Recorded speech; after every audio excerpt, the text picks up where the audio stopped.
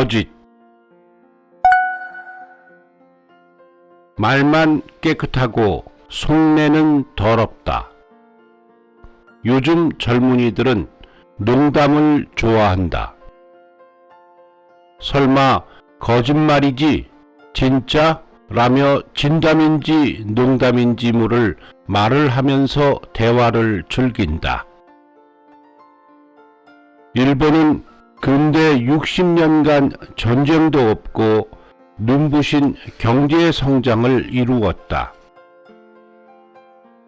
그러기에 농담이 나오는 이런 풍조도 여유가 생겼다는 증거라고 할 수 있겠다.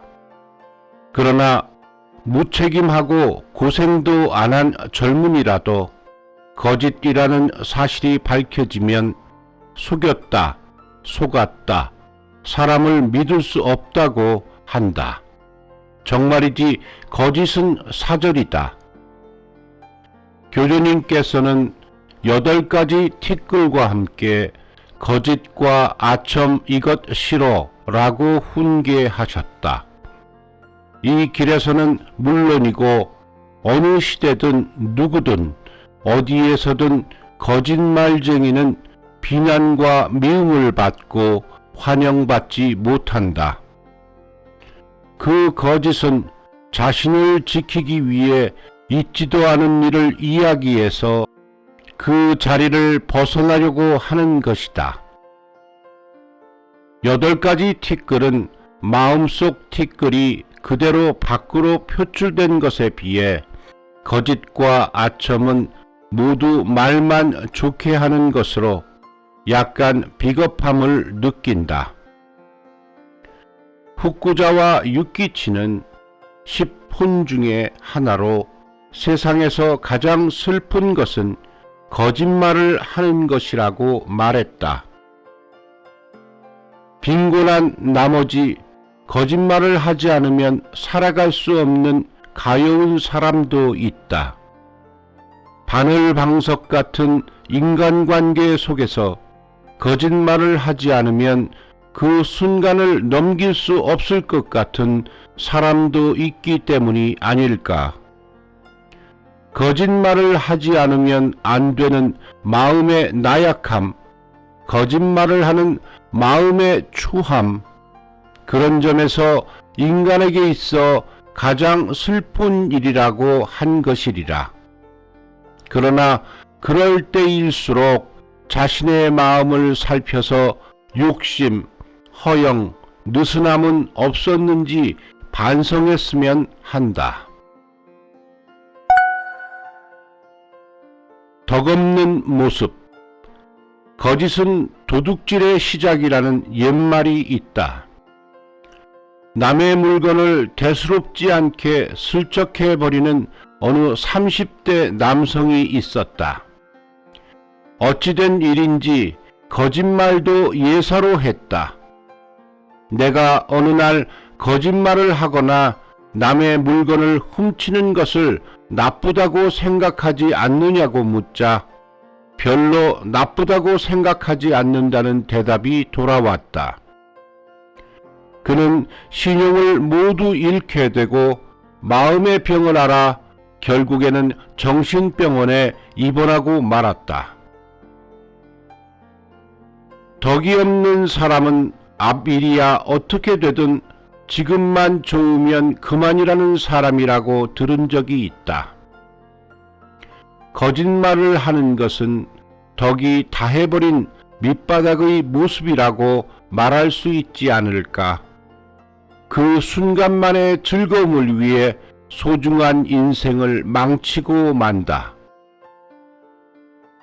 센코쿠 시대의 무일푼으로 이즈 사가미를 평정하고 호조 가문 융성의 초석을 다진 호조 소우는 호조 가운 21개조 중에 거짓말은 절대로 하지 않을 것, 후일 반드시 알게 되는 때가 온다. 그 때는 부하의 신뢰를 크게 잃고 사기를 떨어뜨려 가문을 위태롭게 한다고 말했다. 소우는 무장으로서 87세까지 장수를 누렸다.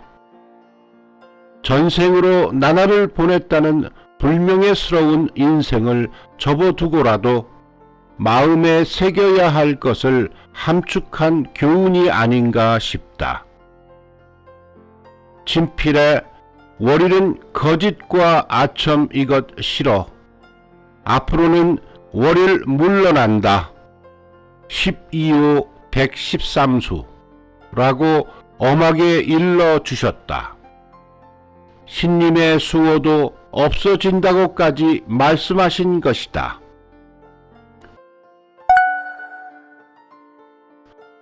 정직은 평생의 보물. 대교회와 거래하는 쇼지키야, 즉 정직한 가게라는 이름의 요리 도시락집이 있다.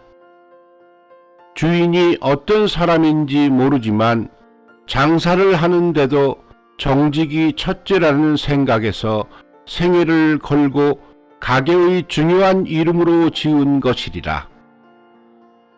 사전에서 정직을 찾아보면 정직은 평생의 보물이라고 적혀 있다.